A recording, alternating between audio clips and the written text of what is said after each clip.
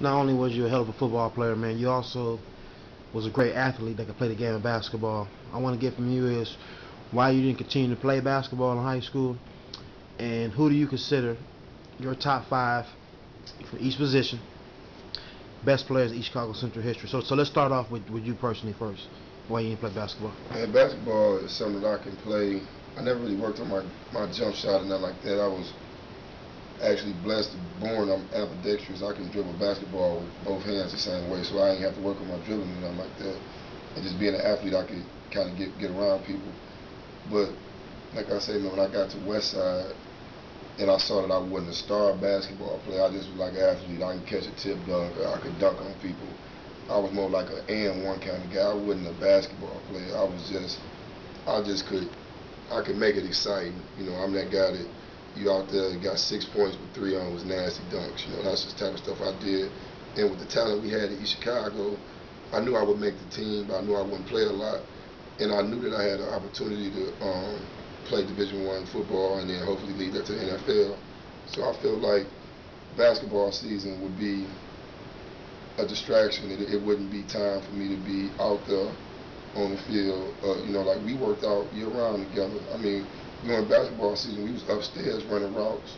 I mean, going against each other, getting better. So I feel like, you know, my football would have suffered if I played basketball. So I made that decision, you know, to just play recreational and have a good time. But I always kind of, like junior, senior, I really did want to play though, but I fought that. Point guard, East Chicago Central history.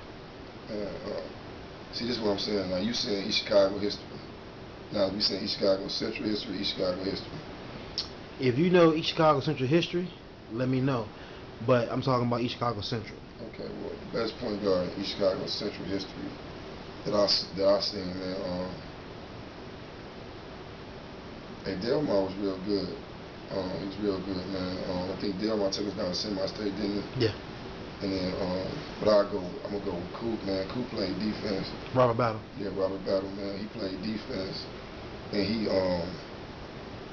was a leader, man. He was like a floor general for real. You know, I remember watching him play. He was real good friends with my brother Greg. I remember watching him play, and just like he had like a lot of talent on his team. When Maurice Biddleson on that team, but man, he kept all them guys and put them in the right places to make plays. He made a lot of guys better than they really was on the court. So I'm gonna go with Robert Battle.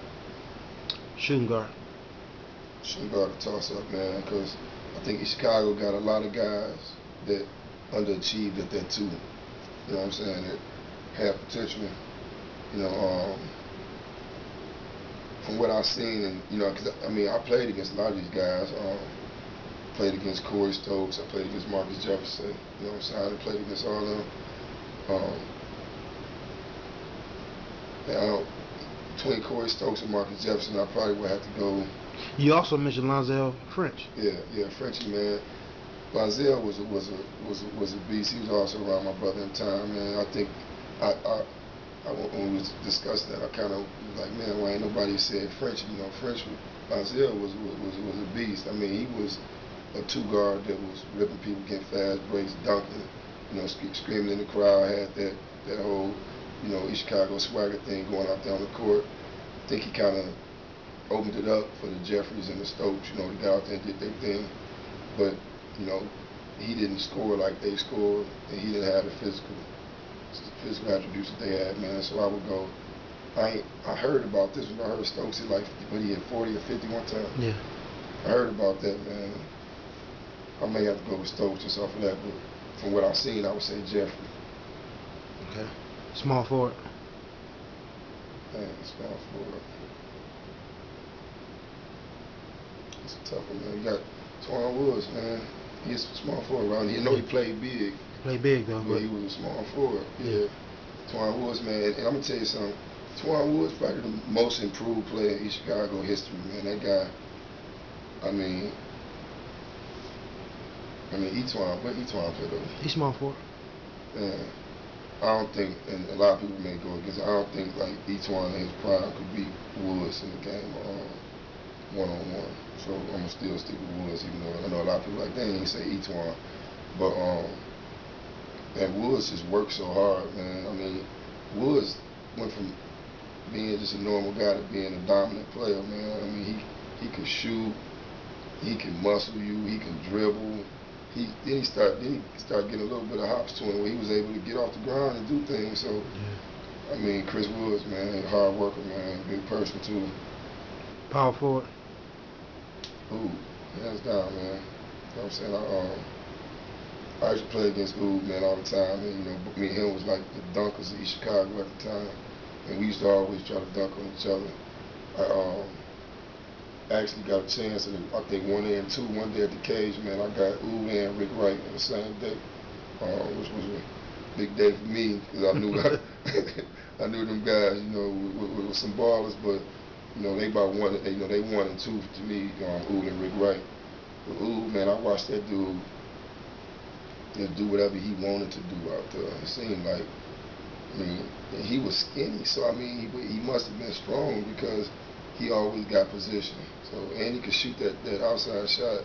You don't see that in East Chicago too much. A big dude like that can dunk on you and then take out and hit a jump shot on you. So I'm gonna go with Carlton Baker on that. Center. Man, not to knock nobody, but have we ever had a dominant center in East Chicago? I think, you know, we had guys who was maybe 6'3", 6'4", playing center. But like, you know, we got the Rick Wrights, Marlon Anderson, Will Davis. you know. Yeah, I had to go Marlon Anderson then on that. Because I mean, that's a position.